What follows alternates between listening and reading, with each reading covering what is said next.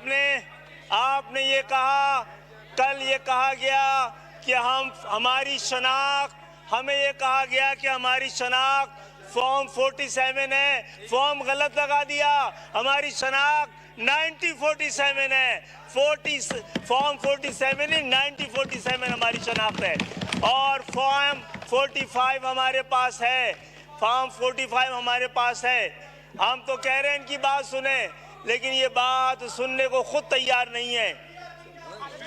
आज आप कंटिन्यू करते हैं। जनाब आली, जनाब स्पीकर, 2000 आप बैठे प्लीज, आप बैठे जनाब। अभी बैरिस्टर गौहर साहब ने बात करनी है, आपके पार्टी के मेंबर हैं वो भाई, जो ये बात भी नहीं सुनेंगे। बहरहाल जनाबे नहीं, ये नहीं करो, ये नहीं करो। जनाब स्पीकर,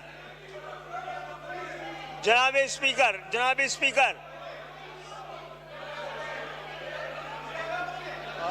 नहीं नहीं, ये नहीं करो, ये नहीं, छोड़ दो। जनाब स्पीकर, 2002 से 2024 तक, 2002 से 2024 तक इन 22 सालों में 5 इंतखाबात कमोबेश वक्त पे हुए हैं। जनाबे तशरीफ रखें। अली मोहम्मद, आपके लिए भी बात कर रहे हैं, आप उस पर भी नाराज हो रहे हैं। आपसे मफाहमत की बात कर रहे हैं, उस पर भी आप नाराज हो रहे हैं।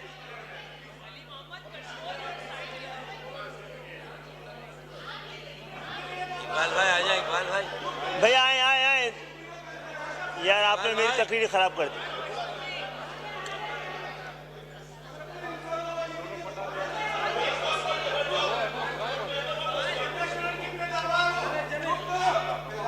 बस तकरीर आप कहते नहीं, एक बार मैं माटा का कराची से लग पड़ा।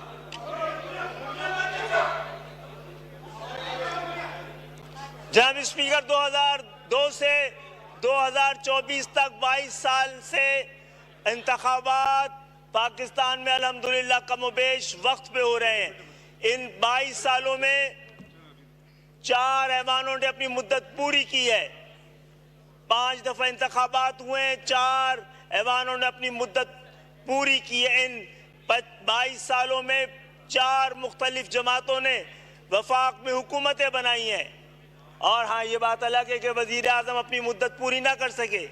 अब इस दफ़ा 9 और इनको मिलाकर 10 वजीर आज़म इस 22 साल में बदलते रहे। लेकिन जो पाकिस्तान की सियासत को शिकायत थी कि जमहूरियत का तसलसल उनको दस्तयाब नहीं हुआ, इस 22 साल में जमहूरियत के तसलसल मौजूद रहा है।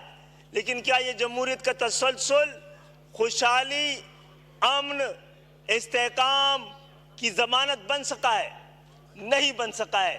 जनाब स्पीकर, इस जमहूरियत के तसलसल के बाद भी हम आज देखते हैं तो हमें क्या नजर आता है? हमें तो आईन माजूर, कानून मजबूर, इंसाफ मफरूर और अदालतें यरगमाल नजर आती हैं। हम ये समझते हैं कि इस 22 साल के जमहूरियत के तसलसल के बाद पाकिस्तान बहरानों के भंवर में घिरा हुआ है।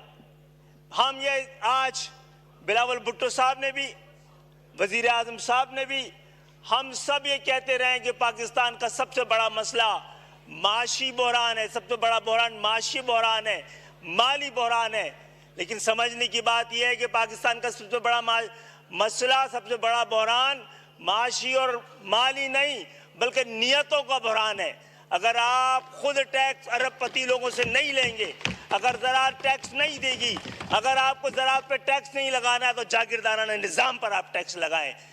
जनाब आली, इस निज़ाम को बदलने के लिए हमें सबको लेकर साथ चलना पड़ेगा। इस निज़ाम के बतन से वो कुछ बरामद नहीं हुआ जिसके लिए पाकिस्तान बनाया गया था।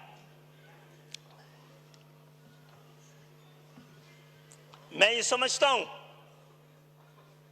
कि ट्रेड डेफिसिट इस वक्त खतरनाक सूरत हाल इख्तियार कर गया और कोई आने वाले 20-25 साल में इसको दुरुस्त करने के कोई इम्कानात नजर नहीं आते।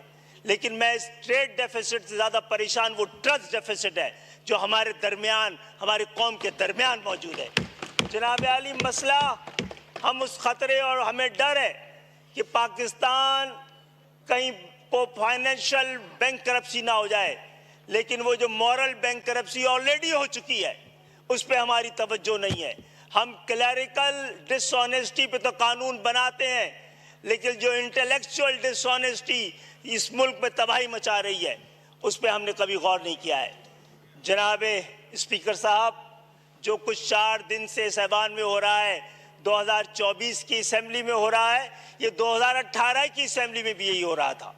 फर्क ये था जो लोग यहाँ बैठे थे वो यहाँ बैठे थे और जो यहाँ बैठे थे वो वहाँ बैठे हुए हैं। यही मसला 2013 की असेंबली में भी था। वो असेंबली में इस ऐवान के अंदर से शोर बाहर चला गया और वो धमकी और धरने से इस ऐवान पर धवावे तक हालात वही हैं। ये शोर और ये शराबा, ये एहतजाज, ये जनाब स्पीकर, मुझे लग रहा है कि जमहूरियत अपना मुकदमा हार रही है। ये ऐवान अपनी हैसियत खो रही है। ये शोर फिर मुदाखलत को आवाज और जवाब दे रहा है और इसके बगैर काम नहीं बन पाएगा। आज बिलावल भुट्टो साहब ने 18वीं तरमीम के हवाले से भी बात की है और वज़ीर आज़म पाकिस्तान से दरख्वास्त की है कि वफाक से मजीद डेवोल्यूशन होना चाहिए। अगर बिलावल भुट्टो साहब यहाँ मौजूद होते तो मैं उनसे पूछता कि 18वीं तरमीम जो कि डेवोल्यूशन ऑफ पावर के लिए हुई है वो एक्यूमुलेशन ऑफ पावर कैसे साबित हुई है। सबसे पहले सूबे डिवॉल्व करें जो सब्जेक्ट, उसको 3rd tier ऑफ गवर्नमेंट को भेजने थे। और गैर मामूली हालात है जनाब स्पीकर, गैर मामूली हालात गैर मामूली इक़दामात के मुतकाज़ी हैं। जनाब, कंजर्वेटिव ट्रीटमेंट से कुछ नहीं होगा, मुल्क को रेडिकल सर्जरी की ज़रूरत है। फॉर्म 47 हम अल्हम्दुलिल्लाह फॉर्म 45 रखते हैं। जिसके बाद भी फॉर्म 45 है, मिलकर इस इंतखाबात। और मामला ये है कि कुछ लोग कहते हैं, अगर इनकी बात सही समझ ली जाए कि इनको हराया गया है तो भाई जिस तरह जितवाया गया था उसी लोगों ने उसी तरह हरा दिया है। 18 में जिस तरह जितवाया गया था 24 में उस तरह हरा दिया गया है। ये मिलकर बात करना चाहिए। जिसने आपको जितवाया था उसने आपको हरवाया होगा, अगर आपकी बात सही है तो। 18 में आप जीते थे, 18 में आप जीते थे क्या? और इसके साथ साथ मैं इस ऐवान में अपने इस इलेक्शन में अपने शहीद होने वाले साथियों को, सोहराब गोट के हमीदुल्लाह को, मंगो पीर के मोहम्मद नियाज को, मत्सर कॉलोनी की महबूबुल इस्लाम को, नाज़ाबाद के अहमद फराज को और सिराजुल इस्लाम को भी खराज तहसीन पेश करता हूँ कि वो जमहूरियत के रास्ते के शहीद हैं। बहरहाल हम ये समझते हैं कि जब तक सियासी कुव्वतों के दरमियान गुफ्तगू शुरू नहीं होगी तो फिर हमें कोई और बैठाएगा, घर भेजेगा। पाकिस्तान के अंदर जमहूरियत एक बार फिर डिरेल हो जाएगी। इन रवैयों के साथ जमहूरियत नहीं चलती है। और पाकिस्तान में अगर आपको साथ देना है, हम आपका साथ देते हैं। आइए, हमने यहाँ पर जो मुफस्सिल तकरीरें हुई हैं कल 2 और आज, वो मुफस्सिल तो थी, मुकम्मिल नहीं थी, क्योंकि उसमें हल नहीं दिया गया था। कोई नुस्खा नहीं बताया गया था कि पाकिस्तान के इन मसलों का हल किन नुस्खों से इलाज होगा। अल्हम्दुलिल्लाह MQM ने एक नुस्खा, एक कीमिया ला के दिया है। आए हम तहरीक इंसाफ को दिखाते हैं जिसमें डेवोल्यूशन ऑफ पावर के लिए ये 3 नुकात हैं जनाब आली जो हम पेश कर रहे हैं कि जिस तरह पाकिस्तान के आईन में वफाकी हुकूमत और सूबाई हुकूमत को आईनी तहफ़्फ़ुज़ मिला है, इसी तरह ज़िले हुकूमतों को भी आईनी तहफ़्फ़ुज़ फराहम किया जाए। यह आइन फराहम करे जिस तरह पाकिस्तान के आइन में वफाकी हुकूमतों और सूबाई हुकूमतों के महकमे और इख्तियारात दर्ज हैं, इसी तरह ज़िले हुकूमतों के भी महकमे और इख्तियारात आइन में दर्ज हों। आइन हिफाजत करे पाकिस्तान की जमहूरियत की, और इस आइन को इस काबिल किया जाए कि आम पाकिस्तानी की हिफाजत कर सके।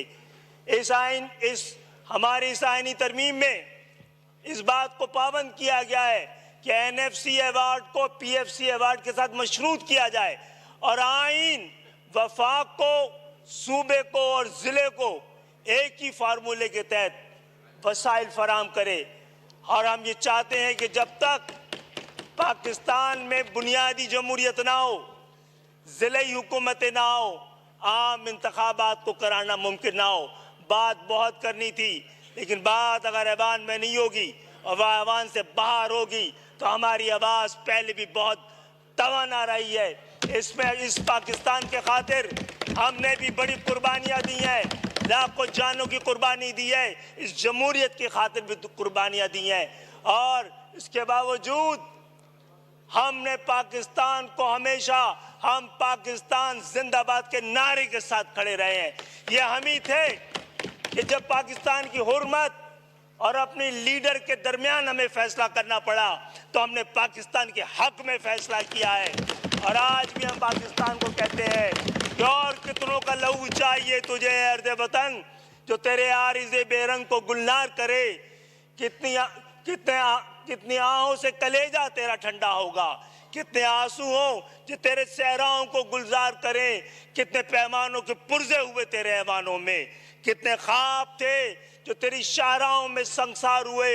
हम तो मजबूर वफा हैं, मगर है जाने जहां अपने उस शाख से कोई ऐसा भी करता है। बहुत बहुत शुक्रिया।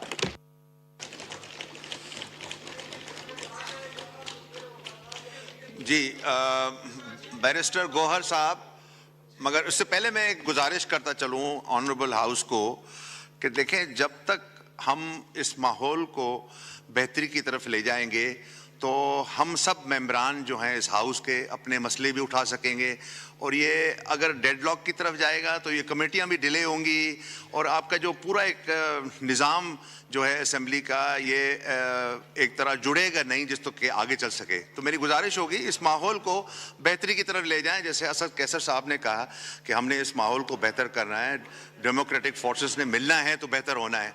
बैरिस्टर गौहर साहब, इसके बाद अख्तर मैंगल साहब। Thank you, Mr. Speaker, Deputy Speaker. It was a sad day yesterday for